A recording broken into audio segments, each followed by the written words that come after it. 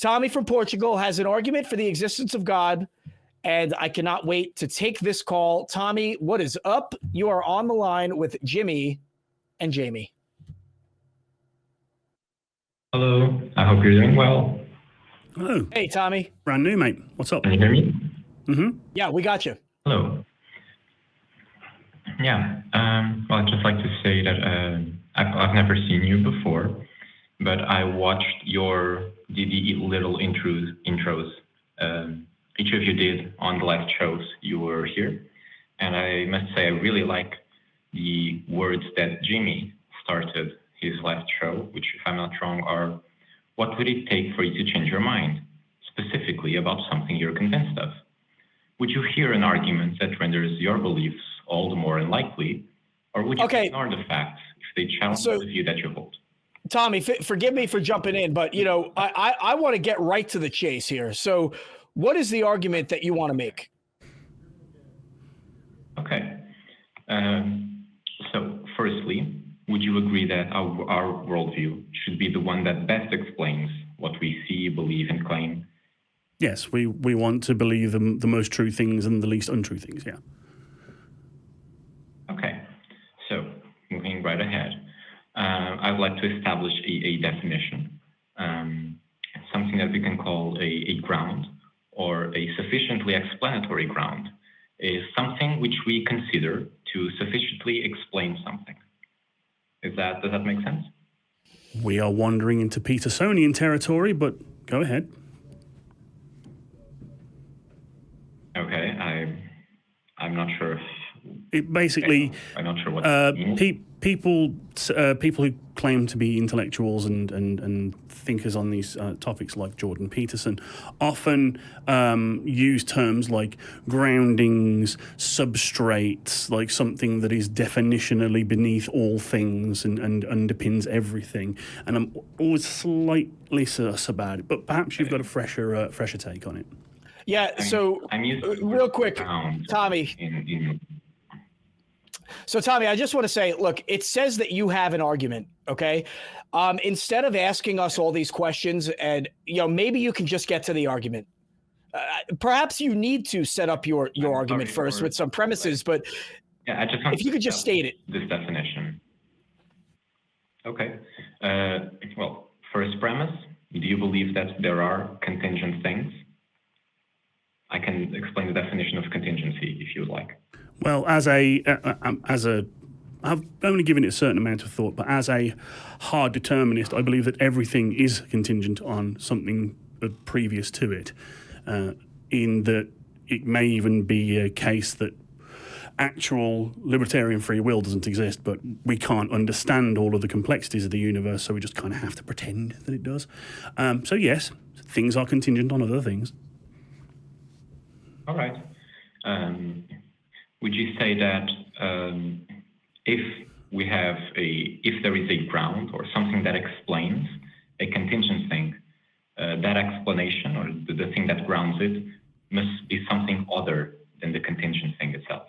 So you can't use the existence of the contingent thing to explain itself. You must point to an exterior explanation. I can't think of any examples that would go against that model right now. So for the sake of argument, I'll accept it. Right. Would you agree that, as a matter of basic logic, that whatever grounds or explains something is either contingent or necessary? That something that that explains something else is itself contingent. Could you give me a clarification on that? Yeah. So I'm using the term contingent to mean that it's logically possible for that thing to not exist. Something that's necessary is something that it's not logically possible for it to not exist. Yes, there are certain things that, at least as far as we can see, are necessary for the reality we experience to be the reality we experience. Okay, so if there's something that's contingent, it requires an explanation that's exterior to itself. Doesn't necessarily require one. Necessary. Doesn't necessarily require one. I can take certain necessary things as an axiom. The laws of logic, for example. I don't believe that I can explain that there is a grounding for the laws of logic. Not to say that there isn't one, but they work in every single circumstance I've ever encountered them, and I've never seen anything counter them. So I am happy to take things like the laws of logic or the fact that I share a reality with other people as axiomatic. I don't need to explain them or need a contingent explanation for them. I can just observe that they are. Well, the laws of logic would be necessary by the definition that I gave, which is... Yes, they're necessary, but I don't need something to be contingent for them. That they're not contingent on it. They may or may not be contingent on something, but it doesn't matter to me. Well, according to this definition, it's not possible for them to be contingent, right? By the laws of logic. Well, no. I mean, a necessary thing may be contingent on something else, but the thing itself, it would be a chain of necessary contingents, you know. An atom is contingent on a subatomic particle, is on a subatomic particle. Mm-hmm. You said a chain of necessary contingents. Yeah, so they are separate entities, but and all of them are necessary for our reality to exist, but they must all exist in that chain for things to be. Okay, well, for clarity's sake, the way I'm using, because we have to be careful with our words, the way I'm using contingent here is that it's logically possible for that thing to not exist. And the way I'm using the word necessary is it's not logically possible for it to not exist. Okay. So it's a true dichotomy, and that's what... So things are either necessary or they are contingent. They cannot be both in your model. Yes. Okay. Under these definitions, right? Do you agree? Yeah, but we're still in the weeds here, man. We've got other callers and we've got time, a time limit. So if we could, we'll agree. We'll agree for the purpose of your argument, so that you can make your argument. Right now, I think Jamie has laid out that we have an agreement. Okay. Because the grounding of something is either contingent or necessary. Well, if it were necessary, then it would be. Then whatever we're explaining would be sufficiently explained by that necessary thing. But if the ground were something that's also contingent, it may appear that the thing we're trying to explain is sufficiently explained by that contingent thing. But going back to the previous premise, everything that's contingent requires itself an explanation that's exterior to itself. So why? It requires another explanation, it should require another explanation. Well, you granted the premise before. For this, only because I couldn't think of an example. But I could state that you could go ahead and state that the laws of logic are contingent, and I would say that they are necessary. And then it's down to you to prove that they are contingent. And to do that, you would have to prove what they are contingent on, and they would have to give evidence for what they're contingent on. According to the definition, they must be necessary. Yeah, okay. The definition is about logical possibility. So give me an example of something that is necessary that I might think is necessary, or you might think is necessary, but I might think is contingent, or the other way around. Where does God come into all this? That's what I'm waiting for. And just to counter on something, Tommy, hold on. Something you just said. We didn't grant the premise that things need to be explained. We granted the premise that something is either necessary or contingent. Claiming that something is required to be explained is irrelevant to the premises that you've established. At least that's the way I'm tracking it. I'm sorry. I didn't mean to imply that you agreed to the idea that everything needs an explanation. Although you agree that our worldview should be the one that explains the best. I am on board with Jamie when we should agree. We should seek to find what is true and understand the world by what we understand to be true. I also agree with Jamie in when he says, "What does this have to do with the argument for God that you called to make?" Yes. Well, the argument is trying to establish the necessary existence of something that is the explanation for all the contingent things of the world, and that thing is God. This is how the argument. Now, Now that's an Olympic-sized leap you've made there, Yeah. Chief, because I could just say that the natural, that things like the laws of logic and the speed of light and all of the sort of base physics constants that are the very small building blocks of physics, which becomes chemistry, which becomes biology, which becomes us. They are necessary and need no explanation before them.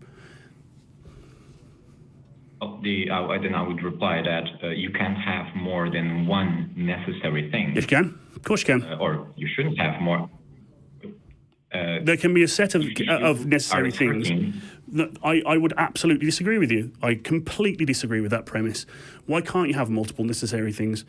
I mean, even if I granted you that it has to be a god, why not gods? Why not multiple gods?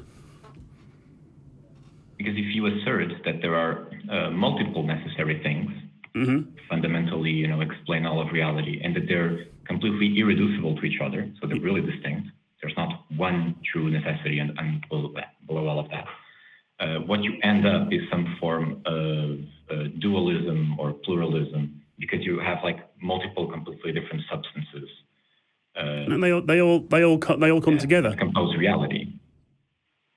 Yeah. Yeah. How? Well, it's so many things. There are certain necessary ingredients to make a cake, and you flour, sugar, eggs, milk, right? We take away any one of those components and you don't have a cake. But you don't need flour for eggs. You don't need flour for butter. You don't need flour for milk. These are all separate, necessary components that are unconnected. Well, maybe they're not logically necessary in the way I'm using the word here. Well, you're just defining your own worldview into existence. Then, I disagree with the definition. So unless you can evidence to me that God does in fact exist and is in fact that substrate, to use the Peterserian vernacular, I'm not going to get on board with you, because I can just say that the natural laws of the universe are themselves necessary, and we are at an impasse. Yes, but the problem is that if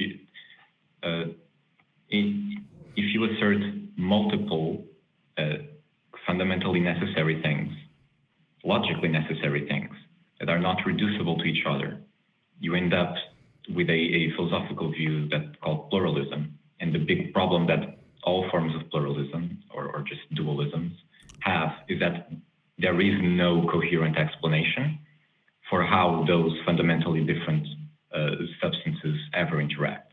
Like you have something like Cartesian dualism, and you have mind and body, and those are the two fundamental substances of reality. There has never been an explanation of how those two are supposed to cohere. There never has been, but that doesn't say there can't be one. I'm not an expert in philosophical points, but let me ask you this. Let's derail this very slightly. Do you think as a percentage, how many people who potentially would be going to church today to pledge their fealty to a God or to Jesus or to any other religious person, how many of them came to the belief in God because of irreducible, necessary, contingent, philosophical, all this word salad bollocks?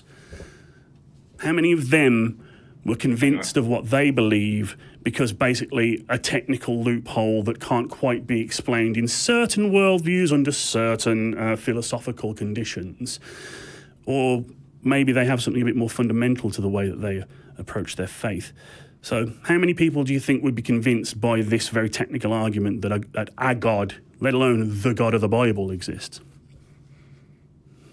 I wouldn't call this a loophole, but it's a minority, probably a small minority of people who would have arrived at God with this argument. And even if you can present an argument which may explain their views, even if you can present an argument which may, and I'm using the word may, indicate some necessary contingent thing that you call God, then we have to find out what it actually is. And that takes evidence. It has to be extant. And if you go, well, you can't evidence it, it's outside of time or space or whatever, then I'm like, then it's useless.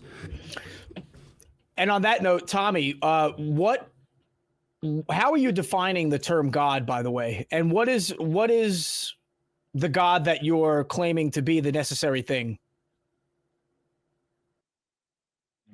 Yeah, so I'm a Christian, and in the tradition of Christian thought, just like every major classical theistic faith, God is understood fundamentally as the necessary thing, the necessary being that underlines and grounds and is the origin of all reality. And just like every theistic faith, to try to derive. Just like every theistic faith, God is the necessary. All the major classical theistic traditions.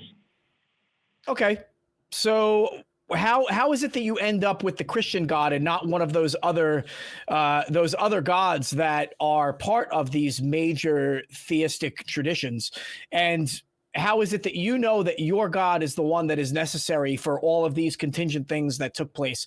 That would probably explain how you were able to make this leap to God being the prime mover in this case. How did you land there? And how do you know that your God is the one? How do you know it's not one of the other gods?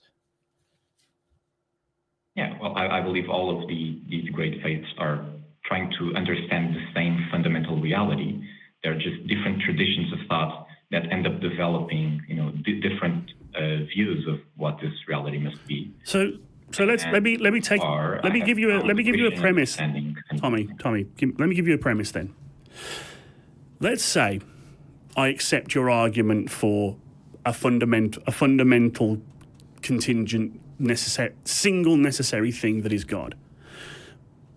Premise 1, that thing exists. Premise 2, you believe that it is the Christian God that represents that is the Christian God, right? And if I believe that, then I must believe it's Christian God. Therefore, if I believe that there is a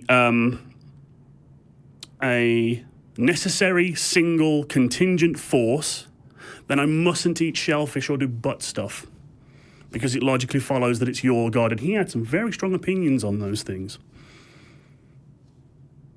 How does that follow? How do you get from the Masoretic laws and shit like that, from basically we can't quite explain the reasons for base things like logic and fundamental physics forces? How do you get from there to, stone the unruly child? Like, that's a leap of post-Olympic superhuman proportions, and you're asking us to get on that train with you. I'm not. I don't think it follows. Then, so you're a Christian. You believe in the Christian God. How does it not follow? I'm not a biblical fundamentalist. Well, I think that might spear us off into a conversation about what parts of the Bible should we believe or not. But you got anything else there? I've bogarted this call. I apologize. No, that's okay. No, you did a wonderful job. Well suited to take this call. I just want to, I want to kind of summarize this. So, things are either contingent or they're necessary. Okay. The first prime mover in this argument that is God, is the Christian God, according to Tommy. I'm not sure how we got from things existing based on this prime mover and that prime mover being the Christian God. It's just a lot of leaps and bounds that we have not really been able to successfully navigate by providing evidence. I don't think that it's a successful argument for God that you've provided. I think that it's a lot of conjecture. I don't even think that God is really necessary for the universe. I mean, let's just say God is there and the universe is also there. How do we know that God was necessary for the contingent universe to take place? I mean, there are a lot of deists or a lot of people who think that God is uninterested in interfering how would we navigate around that? And so there's no real bridge between those two those two theories there. So if you will, go ahead, Jamie. Oh, just one last thing. I will admit that my lack of training and knowledge in formal philosophical concepts like dualism may have hampered my understanding of the conversation a little bit. What you want to do is call in when our wonderful producer and co-host Richard Gilliver's on. I believe he's in next week. So absolutely call us back, Tommy. It was a fascinating conversation. I know very much would like to thank you for being civil and calm with us. But yeah, call us back. Absolutely.